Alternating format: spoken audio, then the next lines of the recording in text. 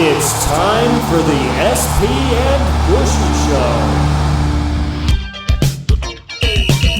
Here's your hosts, SP and Bushy.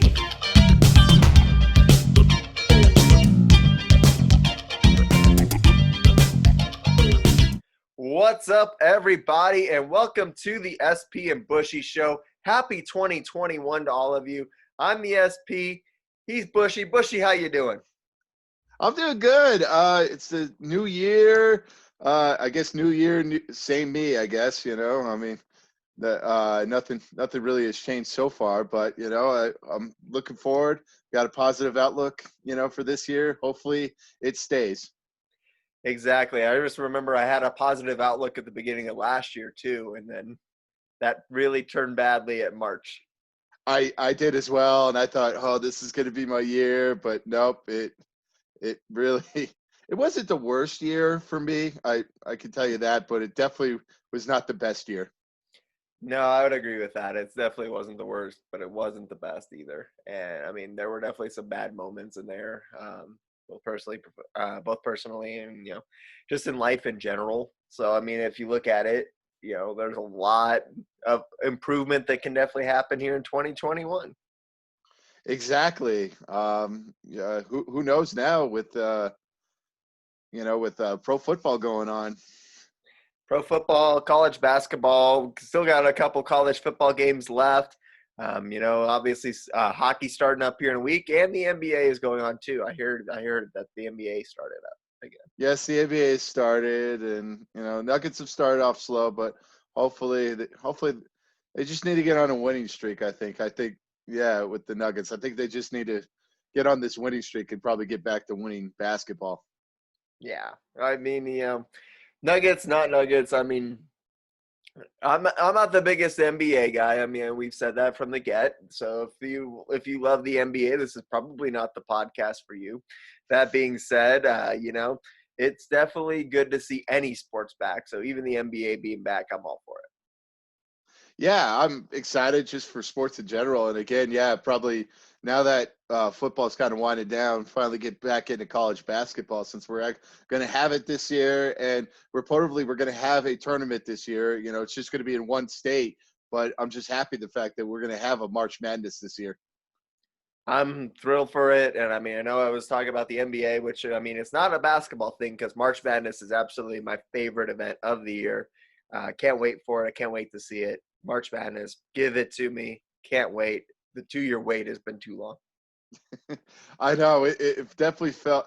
I think that's what made maybe March feel like it was 200 days last year. I think the fact that we didn't have March Madness last year, we didn't have all those tournament games or any of the conference championship games as well. So I think that's what happened, and it made March feel like 200 days. That's a good way to put it. It definitely felt like March was forever. Yes, it definitely felt like forever, but it was funny. It's like March felt like forever, but I feel like personally for me, like once July hit, the years just zoomed by. Like it's just like don't blink, or here we are in 2021. That kind of is a good way to put it. Yeah, it felt like, especially down through the back half of the year, it felt like, things started to speed up a little bit. And because of it, at least it got over quicker. Yes. Anytime, a bad year gets over quicker, that's fine by me. Although the last two months have kind of felt like 100 days for me, but nevertheless. Right. Yeah, you're right. But, hopefully it speeds up now since, you're kind of back to work. So that's good for you. It's going to speed up big time. So. Yeah, I know it's going to be don't blink or it's going to be June. Yeah. I mean, we're excited. College sports starting up again. Obviously, I work in college sports, so we're ready to go. And it's been a 10-month wait, and like I said, it's good to have everything back and open and ready to play. So yeah, it's good to have a little bit of normalcy. I mean, we're not quite back to normal, but it feels good to have a little bit of normalcy. Exactly. I can't wait. Exactly, and Now, I can't wait. What's that? I can't wait to talk about NFL, baby. Let's talk about it. NFL, Week 17, a lot of exciting storylines to talk about. What would you like to talk about first? There's so many things that happened, it felt like, in last weekend. Well, I think the big part too, since we're both, local Denver people, I mean, is obviously, John Elway, kind of stepping down as a GM, which was huge news. Yeah, you kind of felt the writing on the wall, but you didn't really kind of expect it. You expected it maybe next year for him to step down as the GM role, but the fact that he did it, it, I guess it's probably good news for the Broncos. It remains to be seen. I mean, I feel like he's kind of had such an up and down, like his first 5 year, like people keep posting like graphics of his whole tenure time as the Broncos GM. But really it's basically like the first 5 years and the last 5 years, or the first 6 years and the last 4 years. Because I mean, if you look back at it, it's really been a steep decline the last 4 or 5 years. As a Broncos fan, it's been rough to see this steep decline. And I mean, I think Elway's gotten a lot of the flack for it, especially, some of those draft picks not panning out, some of the hiring's not panning out. And so, I mean, at least now Elway can go back to just being Elway, which is kind of like this huge figure in Denver sports. Exactly, and I'm really kind of remains to be seen to see how much of a role he does play in this hiring process. Is it more, are they going to hire somebody for this real rebuild process, or is this going to be one of these weird 1 year and done type of things? Since he's going to be probably out the window next year, if they get this ownership situation figured out. But I think that this is probably his ending time here as a Denver Broncos front office person. See, I'm not sure about that. I think once the owners figure out the ownership situation, he could be part of it. Or if they decide to sell, he might be the one who buys it. It could be. And again, I probably would like him maybe a little bit more as an owner, or yeah, just like a figurehead. Let's put it that way. Maybe he's not the majority owner, but he maybe has a stake in the Broncos, and he is the kind of the face of the Denver Broncos as well. But again, it waits to be seen, and I'm really kind of curious, how much our boy Vic has a say in this general manager hiring. Well, I don't think he should have a say in anything, but that's another story. I think obviously he continues to just make mistakes after mistakes in terms of game management. And we saw it on this past weekend against the Raiders. You called back-to-back timeouts, one on a 4th and goal where the Raiders seemed kind of frazzled, like they were trying to figure out what they were going to do. The second one on a 2-point conversion, and that also left them like seemingly lost, with the Raiders still trying to rush personnel on the field with 15 seconds left on the play clock of the 2-point conversion. And so Vic Fangio calls a timeout in both situations, where it seemed like if he had him, Gruden would have loved to call a timeout. It felt like he was calling timeouts for the Raiders. It did feel like that. And again, we've kind of criticized his game management forever now. I guess it's as long as his podcast has been around. We've been criticizing him since probably day one about his time management skills, and it's finally come up to bit him in the butt now. It's like I feel like a lot of people were kind of defending him when the Elway said they were going to keep him. It's like, oh, it was COVID, it was the injuries and all that. But now I feel like it's kind of turned a little bit how much people really dislike Vic, because of the clock management situation. I mean, I think it's an ongoing debate that we're having with some people. I mean, I debated on Facebook with a former high school and middle school classmate of ours, Dustin Worthington, about it. And I mean, he's pro Fangio, I'm anti Fangio. And I think the big thing that he said is it moves us up one draft pick. And it also, Vic Fangio brings continuity. And he said that Vic Fangio could potentially be learning this clock management stuff. And I don't think that's something that he's going to do. I think at this point, like the issues that he's having with clock management and game management are not something he's going to learn. I don't think Bill Belichick runs like an off-season camp for NFL coaches to attend and learn time management or game management skills. I don't know that camp's out there. I don't know that he's going to suddenly figure this out. And you talk about COVID, you talk about injuries. None of those issues were what stopped them from winning this game on Sunday rather. But I mean, if none of those issues were what stopped them from winning that game, it was Vic Fangio calling timeouts for the Raiders. He said he called the one for the 2-point conversion to get his defense set, and they still give up the 2-point conversion. So what about that timeout helped them? And if anything, especially at that point, you needed to conserve that timeout so that way you had it when you had 20 seconds left to try and maybe go down the field and get a field goal or something to try and win the game. I know, and he's going to kind of bring it all back. I guess continuity is going to be, inept. Inept, clock management skills. Are you ready for that again? It happened during the Titans game. It kind of happened a lot last year as well, and that's like a growing trend that is not good. That I'm kind of seeing is that really more times than not, this defense is not very clutch and not getting that stop, not getting that turnover. I feel like the offense has just done enough to get a lead late into the fourth quarter, which is kind of what you want. And the past 2 years, the defense has not come through and, shut the door. I mean, they did in the Miami game, but that's the only example I can think of where they kind of did. It's the Miami game and then the Raiders game of last year when they stopped the 2-point conversion. But yeah, that's about it. Everything else, let's not forget the Bears game of last year, the Jaguars game that year last year as well. Don't forget the Colts game as well of last year. Giving up that, giving up a lot of yards, and it's really been, a pain, it's just really been painful because it's just, we expect a lot of this out of this defense. And it's like, yeah, they've kept us in games, but, when we want them to get a stop or something like that, they just can't seem to get a stop.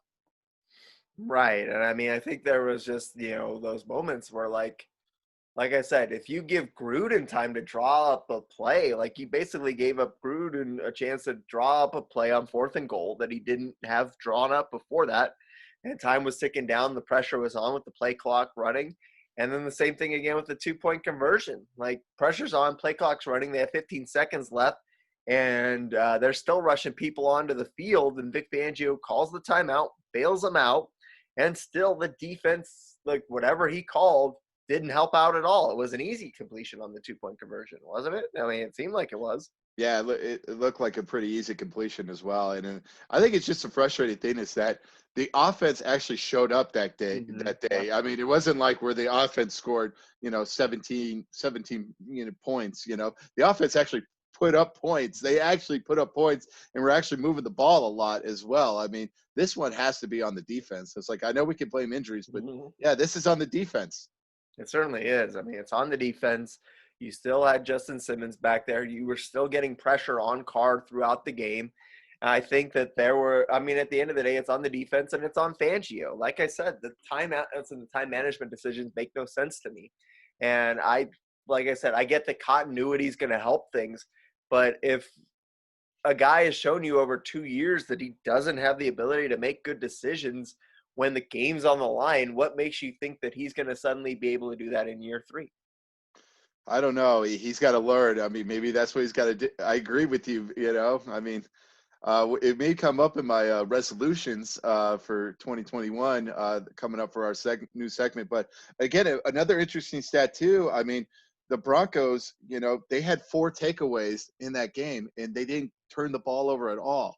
And it snapped a 62-game league-wide winning streak, including playoffs for a team that had 4 takeaways and 0 giveaways, in which they won the game. I mean, that's just something that has been unheard of. It's just, it's like you've actually got turnovers, and you haven't turned over the ball, and somehow you still messed it up. Right. And I mean, you look back on it, some of that too is play calling. Some of that too is just not capitalizing on the situation.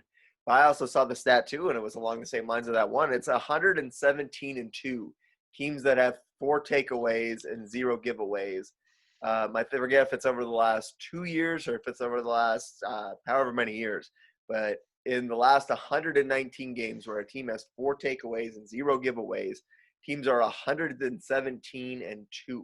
And the Broncos in Sunday's game are one of those 2. And it's an embarrassing loss that really didn't need to happen. And I mean, we were also debating, I mean, obviously it's a loss to the Raiders, which is a hated rival. The rivalry may not be what it once was, but that doesn't make it any soften. It softens the blow a little bit that the rivalry isn't what it was.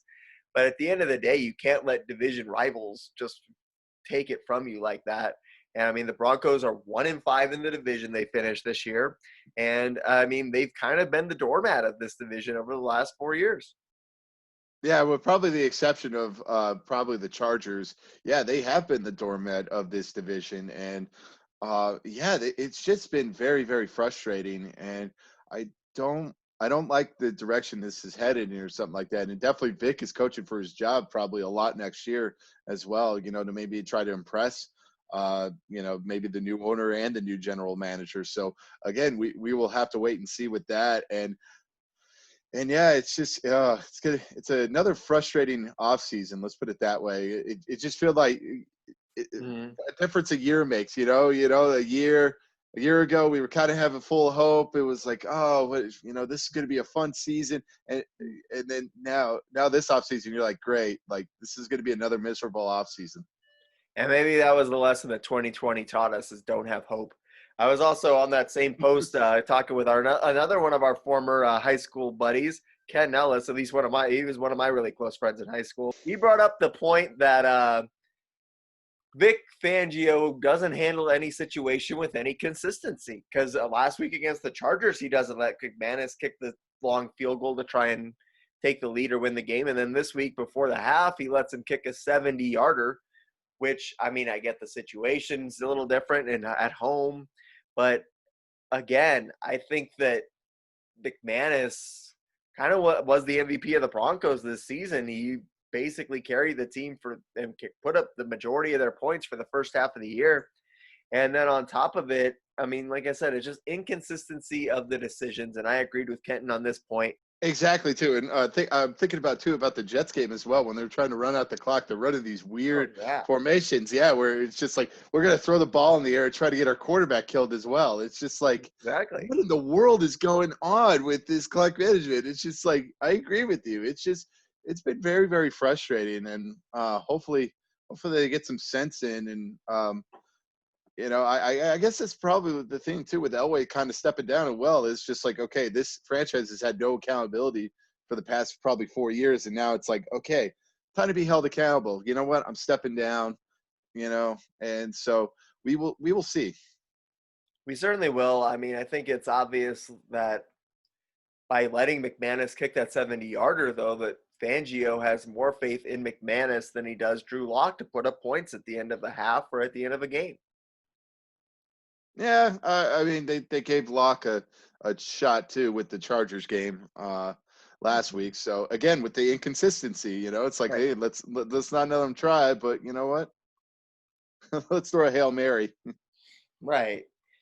And I mean, I think at that point too, McManus had already had one blocked. Yeah. Let's just be thanking the Lord that, with the Broncos, that they didn't have any fans in the stands. How fans would have been so mad at him. Oh, they would have been booing crazy. Yeah. And then I would have had to deal with a lot of Raider fans, who are talking so much crap, and I'm just like, Once again, I think, I mean, I get that the rivalry with the Raiders has gone down in recent years, but there's still a lot of people in Bronco Nation that hate the Raiders, always will. And I think that, again, you have to look at it and say it's still a loss to your most hated rival that could have been a win. And I get that moving up a point or a pick in drafting is a helper in theory, but unless you're going from number 2 to number 1, it's really not going to make much of a difference. And the only way it does is if the team you jump has the exact same needs as you and was going to take the exact same player you were going to take at 9 that you were going to take at 8. Yeah, it's just very frustrating, just the way they lost the game. Like, I probably would have accepted a loss to the Raiders if the Raiders probably beat us by maybe 10 or like 14 points. And that was just the frustrating thing, to lose the way they did, basically on a deja vu scenario of last year. Like that was the weirdest thing too, because it was a deja vu scenario, and somehow he messed it up. He messed it up. He did, and I mean it's amazing to me too because I mean once again wasn't this anything new.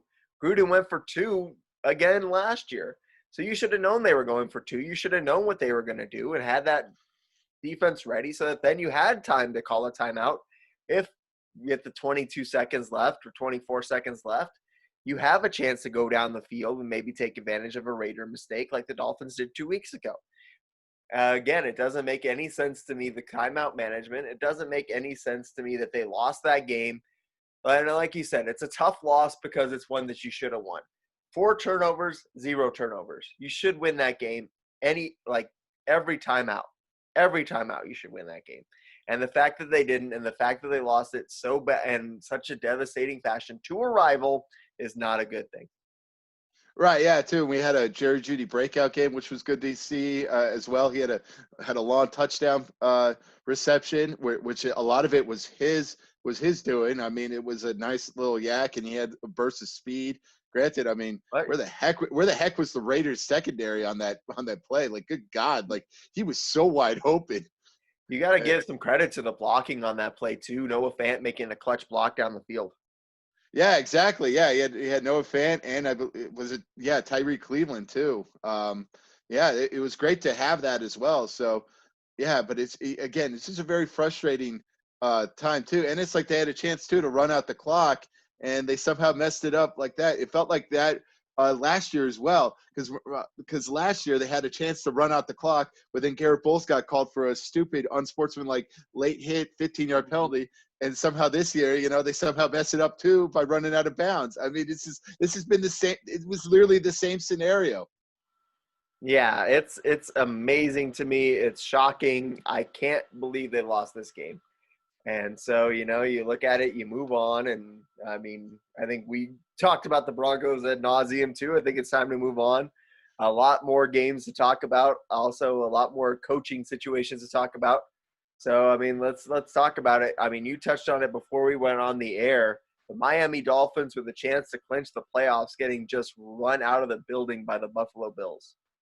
Right, yeah, and Buffalo really had, they're kind of their backups in for the second half of the game, and it was a that should be a very, very concerning effort you see with Tua, and it didn't help too that Fitzpatrick got COVID. I mean, it just felt like, oh, yeah, that I guess the football gods were just forcing them to start Tua. And yeah, it's a very concerning effort if I'm a Miami Dolphins fan. Like, is this guy going to be the real deal? I guess it's going to be a wait and see approach with him. But yeah, but the early returns is that he has not been pretty good. He honestly reminds me of Tim Tebow without the ability to come back in the fourth quarter. Like Tim Tebow would at least, once they opened up the playbook, be able to make some things happen. Like Tua does not jump out to me. He doesn't have the ability to make completions further than 5 yards down the field. He doesn't have the ability to stretch a defense. And you see it when they play an elite team like Buffalo that, I mean, they are just not in the same league right now with Tua at quarterback. Right, yeah, and again, going back to that Broncos game, I mean, he looked great that one drive when they got the turnover for the touchdown. After that, he stunk. I mean, it looked like the Broncos defense ran all over. I mean, the Broncos really should have won that game very handily, but they didn't. They had to let them come back in because apparently that it's just in the contract of the Denver Broncos organization that they just got to let teams back in. They can't win by more than 10 points. No, they definitely can't. I know, but still, I mean, but it's crazy to think about that as well. Like that game right there, like that it's like a whole butterfly effect. You got to think about that. Like that Justin Simmons interception really probably cost the Dolphins a playoff bid. If you really kind of think about that, I mean, really, that's one of the ways we could be talking about the Miami Dolphins in the playoffs right now. Right. I mean, that one, I mean, you look at it, I mean, they had these other moments too where they somehow, unlike the Broncos, snatched victory from the hands of defeat against the Raiders. So, I mean, it was an up and down season all over the board for the Dolphins. But you go back to that Dolphins-Broncos game, the one touchdown drive that Tua engineered, they got the ball on the 20, the Broncos 20. They had the ball at like the Broncos 20. And yeah, he got a touchdown on that play. He got the ball with an 80. He got the ball in the end zone with an 80-yard head start. But And he got picked. Did he get picked off too? He got he picked got off, picked but he off got in the end zone too. yeah, Yeah, but he got called for holding. yeah, he did. Yeah. He did Oh on that man. same drive. He almost did it there. So early returns, like I said, like Tua is not impressive to me at all. I mean, obviously you look at that quarterback class, and I mean, Justin Herbert looks like the cream of the crop. Jalen Hurts has his moments in Philadelphia, but I don't see Tua at all right now unless he can figure out how to be able to be a threat down the field, putting up much of a career here in the NFL. Right, and let's not forget Joe Burrow. Like Joe Burrow Right. Joe Burrow probably could have been the rookie of the year this year, really, if it had been for his injury, unfortunately. But yeah, it's a very damning thing with Tua, and if Burrow continues to shine, the same with Herbert. If Hurts has it, Miami could be looking at like, wow, like we could have, it's like they got the tank for Tua and they lucked out, but somehow that luck out doesn't help. Right. It's like tanking for Ryan Leaf. Well, that too, but it's just like, think about this with the 18 draft as well. Everybody was like, oh yeah, we're scamming for Sam. We're tanking for Sam Darnold, and it turns out Baker Mayfield's the number one overall quarterback, and Sam Darnold's number 3, and it looks like Cleveland's getting the last laugh out of that one. And by the way, congratulations to the Cleveland Browns advanced into the postseason for the first time since 2002, Bushy. Yes, 2002, yes, and I posted a photo of myself on Twitter. Of myself in 2002. I don't know what hairstyle I was going with. I mean, seriously, if my hair could have grown out long, I probably could have grown a mullet for some reason. Yeah, it looked like you were halfway between hairstyles there. It was a terrible hairstyle. I don't know what I was thinking, and then I was kind of getting the under chin beard going. Early So parts of facial hair. yes, and I thought it was so cool and all that, but I think I understand now why girls weren't attracted to me in middle school. So I'm sure they were out there. You just, I just chose the wrong ones. Let's put it that way. Right, exactly. It's how it goes, man. It is. I mean, 2002, shoot. I know. If you could go back to 2002, what would you tell yourself? Cut your hair and shave. But keep the muscle shirt going. I like the muscle shirt. Yeah, muscle shirt look good. I like the muscle shirt. It was kind of nice. I was just kind of learn how to shave and kind of cut the hair because it looked so bad. Like really, I mean, it looked like I was trying to grow a mullet. I'll have to see if my mom could track down any photos of me in 2002. Yeah, hopefully yes. If not, I think I have. I don't know. I don't know. I think. There. If not, I think I may have the still. I think I still have the yearbook, so I may post that. Yeah, do it, man. Yeah. Well, it'd be funny to see how much he has changed a lot, folks. He has changed a lot since 2002. I was a lot skinnier back then. Yes, you were a lot skinnier. Yes. That being said, if I could go back and tell myself in 2002 anything, it would be take all the money that you're going to spend on college and put it into Amazon stocks. Oh yeah, I probably would have said invest in Apple. Apple's the way to go. Yeah, they're on the up. Load it up. Load it up on Amazon, Apple. Yeah. And I would be retired now and producing this show on my own TV network. Yes, the SB and Bushy network. Exactly. But yeah, between the Browns again, man. I mean, Baker Mayfield does look pretty good. I mean, they beat a Steelers team without Big Ben, but they get a rematch with him this week. So I mean, it's going to be interesting to see what happens there. Yeah, they get the rematch. I'm kind of curious, and it's going to be with Big Ben, but this time it's going to be in Pittsburgh rather than in Cleveland. And the Browns really have not been looking. I mean, the Browns have been looking okay as of late. I mean, I know they had a problem with the COVID situation with the Jets game, so I guess we can kind of throw that game out. But yeah, they really let the Steelers kind of hang into that game with oh god, who's Mason Rudolph. with Mason Rudolph as quarterback. God, I had a brain fart there. But yeah, they let Mason Rudolph really hang in, and they had to really hang on to get this playoff bid. They certainly did, but I mean, it's the Browns, just for them to even make it to the playoffs is a huge, huge accomplishment. So congrats to them on that. I mean, any other highlights, things you wanted to talk about from the weekend? Really, probably the most exciting game was probably the free agent, quarterback class kind of thing between Matthew Stafford and Kirk Cousins. I believe both of those quarterbacks were going at it, and they were kind of showcase who was better. Obviously, with the Vikings winning and all that, but we could see probably four new starting quarterbacks in a couple of years. With Rodgers on the decline, and who God knows what the Bears are going to do with Trubisky. But we can see four new starting quarterbacks in the NFC North in 2 years. I'm going to disagree with you. I don't think Rodgers is on the decline at all. 48 TD passes this year. He's going to win MVP this year, man.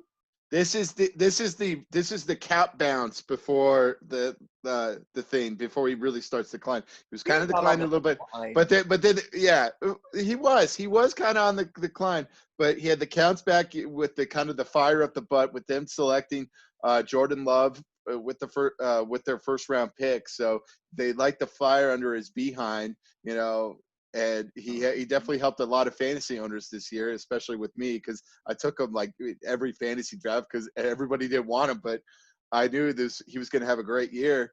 But yeah, we will see a sharp decline. I do believe we will not see Rodgers in a Packers uniform in 2 years. Oh, no way. He's gonna light the world on fire.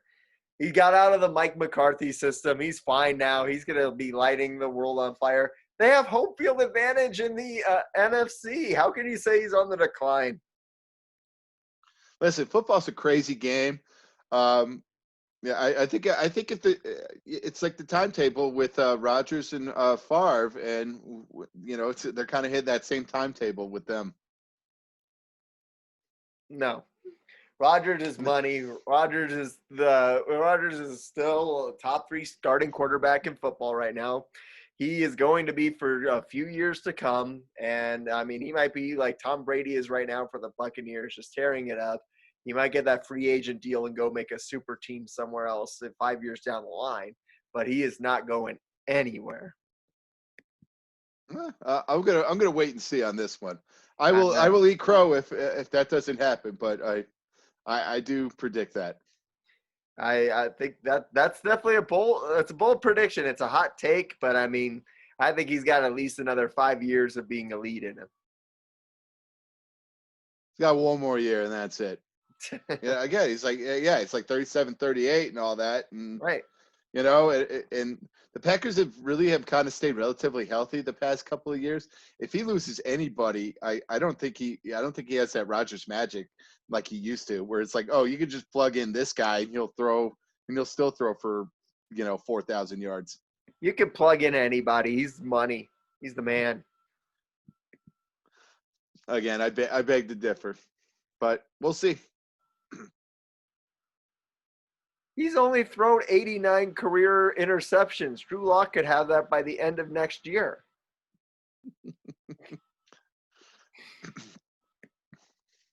I don't know. Again, we'll see. Again, the Packers, have gotten to the like the NFC Championship game for a few years now, and they really haven't gotten over the hump as of late. It has been 10 years since their Super Bowl, so this will be an interesting playoffs when it comes to the Packers. It certainly will. I think there's a lot to talk about with the Packers. That being said, I think that's more of that still to come here on the show. So that being said, you want to touch on Derrick Henry going 2,000 yards, bulldozing the Texans for over 200 yards rushing. that guy to me is also in the MVP talk. He is a monster. Yeah, he has been a great. He's been great. And yeah, it's just like one of those like, oh, by the way, he's accomplished 2,000 yards, and I had to look down. I'm like, wait, what? Like, wow, we could see a 2,000-yard rusher, and it's really cool to see a 2,000-yard rusher. I have to admit, like, very few has happened. Again, the last time we saw it was Chris Johnson in 2008. So it's been 12 years since we saw a 2,000-yard rusher, and they happen to both be on the Titans for some, which is weird. It is. It's crazy. And I mean, you look at it, especially nowadays, it feels like the NFL is very more pass focused. And so because of that, like the odds of seeing a 2,000-yard rusher is just very slim. And you see what he did in this season. And I mean, the past 2 years, really, he has been nothing short of dominant. He will go down as probably, if he keeps this going, he will go down as probably the best running back of kind of this generation. I think people will revere him of like just how good he was, and he has been good for the team. But it always takes him a little while to get going. But once it gets going, he gets going. You see, he has early season struggles, and it's just like, what are they doing? They're just really saving him until the playoffs. They're playing him perfectly. They get him going. Right around November. Yeah, and by the end of the season, he is just punishing your guys who are just worn down from a season of trying to tackle guys. He is just a physical specimen who just throws people out of the way. Like I said, he is fun to watch. It is fun to watch it, and I agree with you. With this pass-heavy offense, it's always nice to see a running back still trying to plant the flag of being a running back and all that, and he's definitely has been deserved of his money. He certainly has. And, I mean, he was a second-round pick. That just goes to show you, how little the run is valued nowadays, especially running backs, and how monstrous he is and what he's doing is. He has earned his he's earned his money, he's earned his status, and again, if he keeps this up, he's gonna be a Hall of Famer, really. Yeah. I mean, he's at 45 touchdowns over the last 3 seasons. That's a pretty good stat. Yeah. That's pretty good. That's Yeah. pretty good. You're almost Yeah, that's so. I mean, he's a beast. Got to give him credit there. And then, I mean, let's talk about kind of the coaching carousel that we have going on too. I mean, you saw Anthony Lynn. I think is the surprising one. You also have Doug Marrone getting let go in Jacksonville, and of course the Jets parting ways with Adam Gase. Too little, too late. Yeah. Too little, too late for the Jets. I think Anthony Lynn is actually a pretty decent coach. I mean, obviously they were able to. I mean, it feels like the Chargers are in every game. They may not win it, but they are in every game. They have been in like every game too, and really, I'm thinking about this now as well. Broncos finished 1-5. They could have easily finished 0-6. Like you forgot, like they had to take a miracle to beat the Chargers as well. So they could have been 0-6 as well. And yeah, he's a good coach, but they've always had some wacky things happen to him. Right. Like a lot of wacky stuff has kind of happened to him. Again, not with this year, but definitely like last year as well. Like if you think about it too, going back to the Broncos' first start, how do they lose? They get it. Drew Lock throws to Cortland Sutton, and he gets called for pass interference literally at like the 30-yard line. If McManus kicks a game-winning field goal, and it's just like, oh my God, like and it was a very, very, I guess, yeah, it was kind of bad in a way as well. So, but a lot of head scratching. I know he won his last 4 games. Yeah, including 3 divisional wins in there. Yeah, but it's like, yeah, like the Raiders one was pretty impressive as well. The Chiefs was they didn't play with Mahomes, But again, they took Mahomes to the in overtime as well in Herbert's first start. Yeah, they really had been in probably all these games, really, except for a couple. But yeah. I mean, they had a fluke week where they got blown out by New England, but I mean, other than that, like they were never an easy win. And so I guess that's kind of why this just surprises me. I mean, they lost one possession games to the Saints and the Buccaneers, who are obviously two of the top teams in the NFC. I mean, I think he's a guy who, I mean, unfortunately may not have been making some of the best decisions, but at the end of the day, I think he's a good coach. And I think whatever team lands him is going to be on the rise. Yeah, we will see. He will definitely get a coaching job somewhere. I just don't know where. We will definitely see him, you know, in the coaching thing because he is like a good motivator and all that. But yeah, I mean, well, yeah, I mean, he had a little luck too at the beginning of the season as well. That first game of the season, they really should have lost to the Bengals, but Mike Nugent decided, you know what, I'm gonna really shank a field goal and all that. So yeah, that could have hurt him. Start off hurt as well, and yeah, he's had some funky games really, and I think it's just I think the Chargers really just want to get rid of the funk as well. Yeah, I mean, I think it's an interesting thing to see. So, I mean, who knows where he'll end up? But I mean, he was a guy that I was definitely pulling for. So I'm glad to see. I mean, I think he's a good coach. So I'm kind of glad to see him out of the division. I am as well. I'm really kind of curious who the Chargers are going to take. They do look like a really sexy option, this year compared to last year. Now really they got Herbert, and I guess they have a good defense, but really that defense hasn't been healthy since 2018. So we will have to wait and see on that. But yeah, we will. I want to know who the Chargers are gonna hire. Yeah, that one's definitely an exciting job to see. So I mean, like I said, it's going to be very, very interesting in this offseason coaching carousel. Also, who's going to end up in the Jags job? They're talking about Urban Meyer for it. I mean, basically, you get your choice of number one picks. You get to pick your franchise starting quarterback if you take that job. That one's got to be the attractive job, right?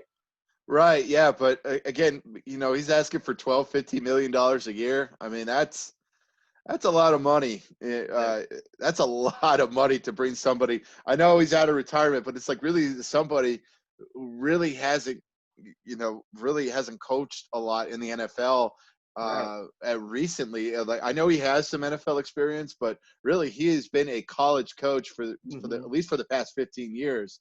And yeah, so it's going to be curious, like how's he going to do? And he's going to go into a really kind of a bad if he does take that job. Like that offensive line for the Jags isn't very good. I mean, they got a couple of skill players here or there. Obviously, the big appeal is going to be, either you get to choose your quarterback, but again, that defense was not very good as well. Yeah, and I mean we've seen it very rarely work out with the transition from college coach, head coach, to being a successful NFL coach. It's basically been Pete Carroll, right? Yeah, it's been probably Pete Carroll. Tom Coughlin was a good one. Obviously, the big one is probably Jimmy Johnson. But yeah, as of like the new ones, it's really been Pete Carroll who's had the success as far as with coaching to NFL, and also too with Urban's health problems too. Like that could be a cause for concern, and why I would if I was Shad Khan, I probably would balk a little bit on this $12-15 million offer. It's like, hey, you've had health issues as well, especially with Florida and at Ohio State as well. Right, exactly. And I mean, yeah, it doesn't make much sense to me. And if I was going to pull someone out of the broadcasting booth, I would see what Bill Cowher's asking prices to leave the CBS broadcasting studio before I try to bring in Urban Meyer. Yes, let's take a guy who hasn't coached let's take a guy who hasn't coached in 15 years. Yeah, let's bring him back as well. Hey, I mean, look at his track record, though.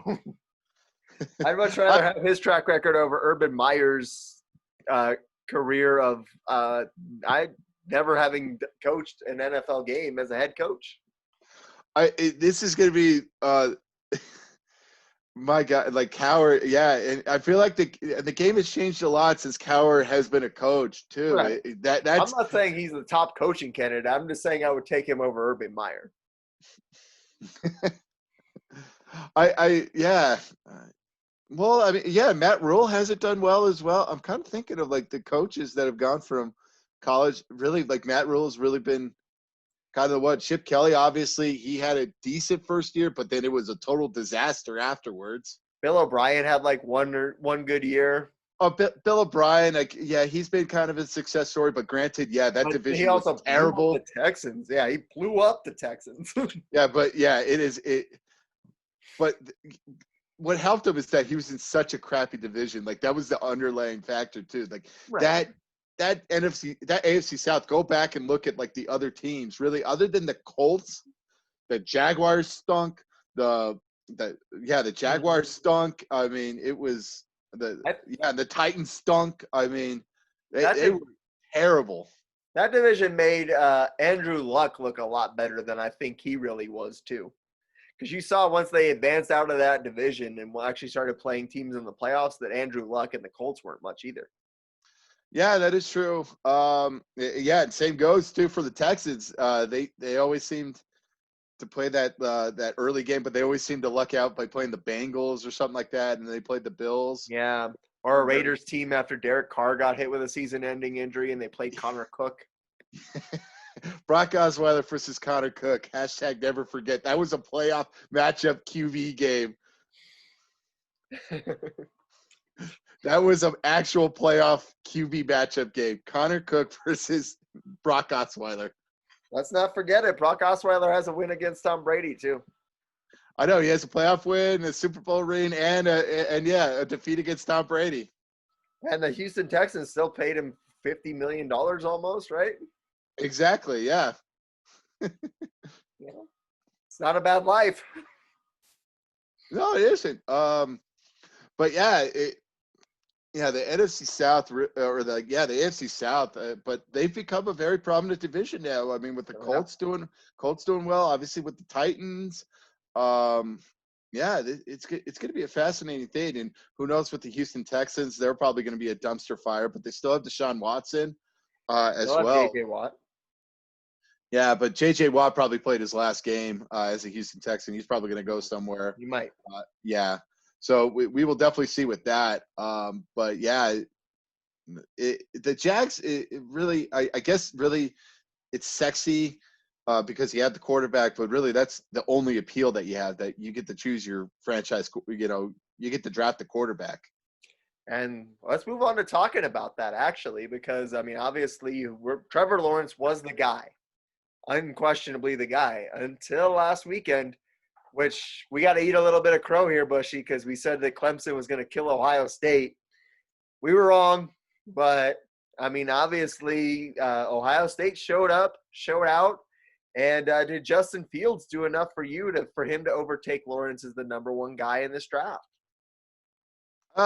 Probably not. I still like Lawrence. Lawrence has kind of proved a little more. I think Fields is just very up and down, and I think Ohio State was getting up for this game. We will have to wait and see, I guess, with the national championship game, how he does against Alabama. So we will see with that. And if he has a flat foot, there's going to be no question that Lawrence is going to be number one.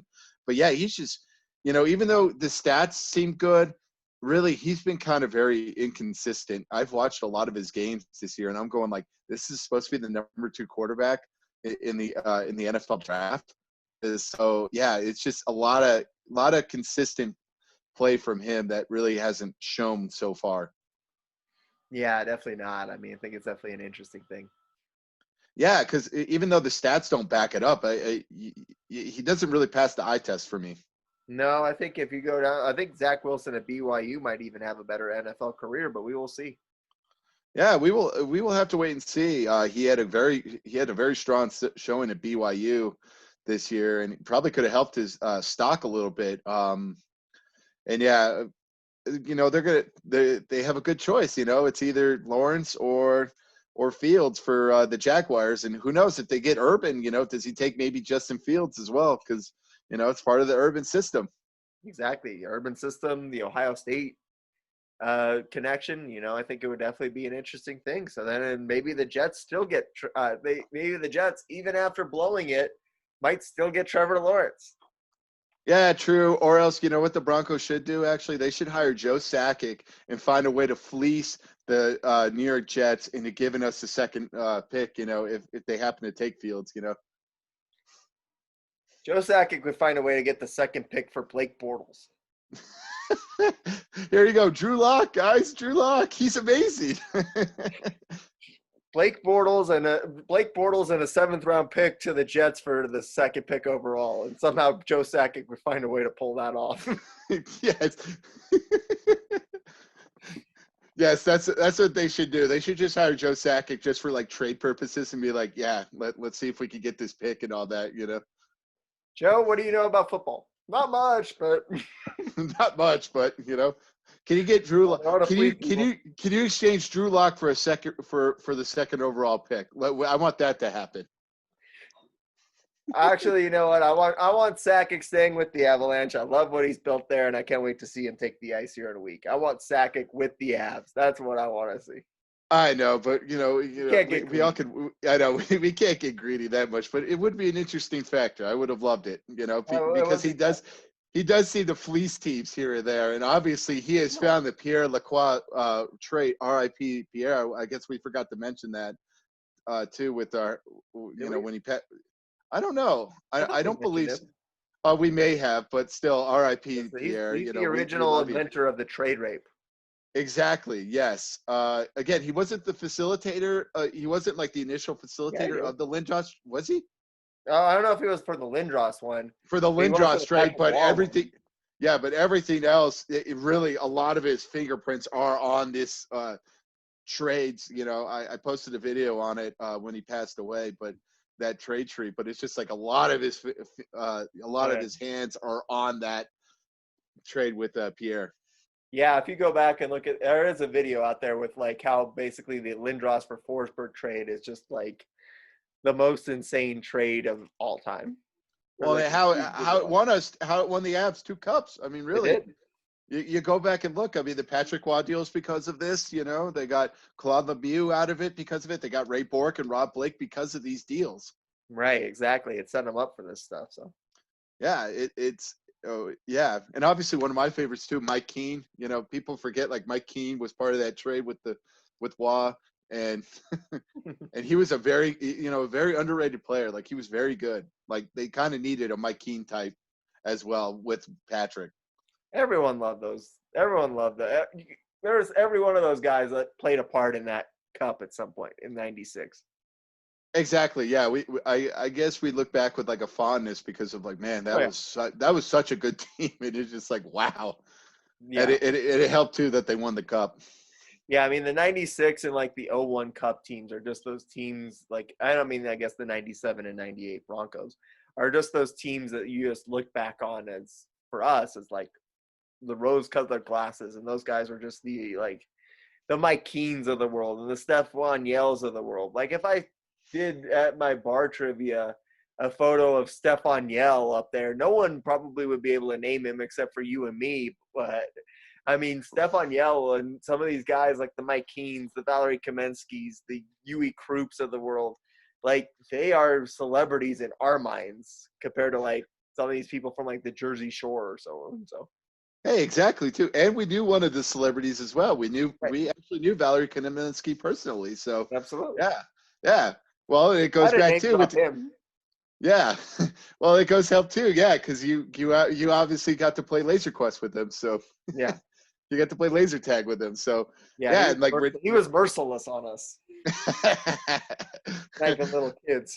Oh, go back and listen to that episode. It's still one of my favorite moments ever of this podcast. It's a good story at the very least. Yes, it is a good story. With Valerie Kamenskys. Yes. Was that Yeah. Was that the Hockey Type Machine episode, right? I think so.